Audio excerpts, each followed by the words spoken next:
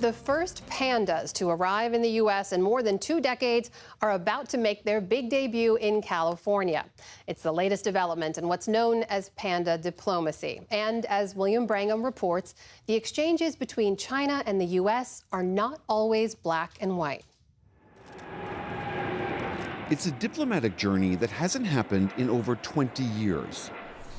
Two young pandas, 4-year-old male Yun Xuan and 3-year-old female Xin Bao, flew 7,000 miles from China's mountainous Sichuan province all the way to the San Diego Zoo. Few foreign dignitaries get such an enthusiastic welcome. We know the pandas are here, and it's pandemonium. Panda season!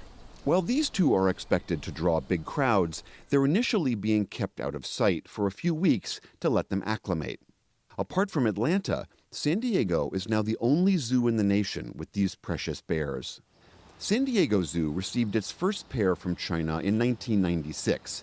Over the years, 6 more were born at the zoo, but under the agreement with China, all will return to their native country in 2019. We've learned so much about giant pandas over Dr. the last Megan Owen 5 is the years. Vice President of Wildlife Conservation Science at the San Diego Zoo. The size of the habitat is, I believe it's quadrupled, maybe even quintupled. It's enormous. We integrated studies of behavior, physiology, and health to ensure we knew all we needed to know about their well-being.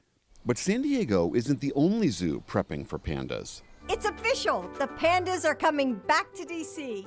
The National Zoo in Washington, D.C. will welcome a new pair by the end of this year. We know that there are going to be millions of people who want to see the pandas the day they're here. The entire planet is watching, and there's no margin for error. National Zoo and Conservation Biology Institute Director Brandy Smith. The fact that the conversations went that quickly, that's the surprise. That was the exciting part for us. We've already sent some folks to China to meet our new pandas so they can start to get to know them. We're having regular conversations with our colleagues in China. We find out more about them. They're such individuals. Native just to China, giant pandas only travel abroad with Beijing's approval.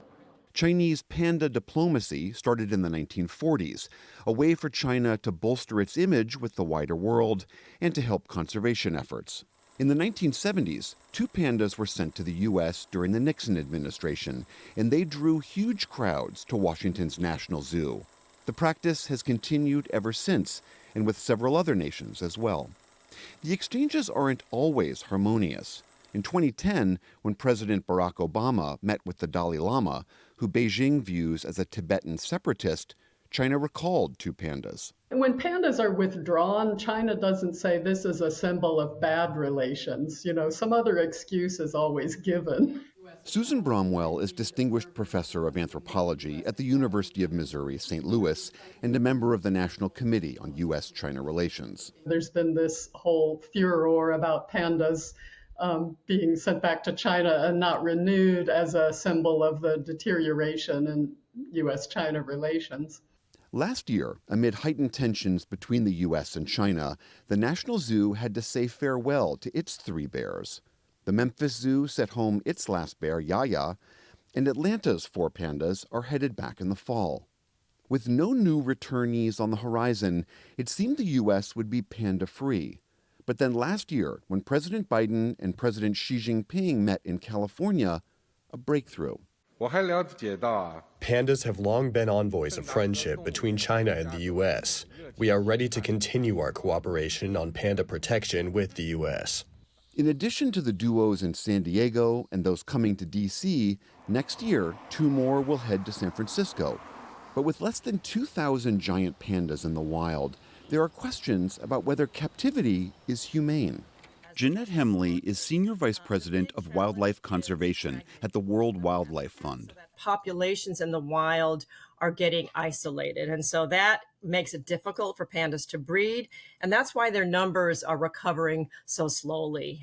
Unlike with other vulnerable species, Hemley says, conservation agreements helped upgrade giant pandas from endangered to just vulnerable.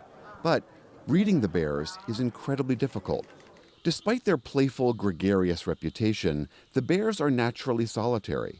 Females are only fertile once a year and only for about a day to a day and a half. Efforts to breed pandas have improved. There are more and more that are being bred in captivity. These long-term programs are required to provide funding directly to conservation of pandas in the wild. So in that sense, the panda is unique. This new duo in San Diego marks the first time in over 2 decades that Beijing agreed to send new bears to the U.S. And they're no longer considered gifts. The bears are officially leased, and they are not cheap. Each pair costs around $1 million every year. Dan Ash is the president and CEO of the Association of Zoos and Aquariums. It's expensive for them. And so, you think that, it brings a lot of visitors, but it brings a lot of responsibility. You have to have specialized staff. It's an honor because what it does is it shows that these are facilities that are really at the top of their game. In San Diego, Yun Xuan and Jin Bao will be officially unveiled to the public this week, getting Americans once again fired up for some much-needed pandemonium. For the PBS NewsHour, I'm William Brangham.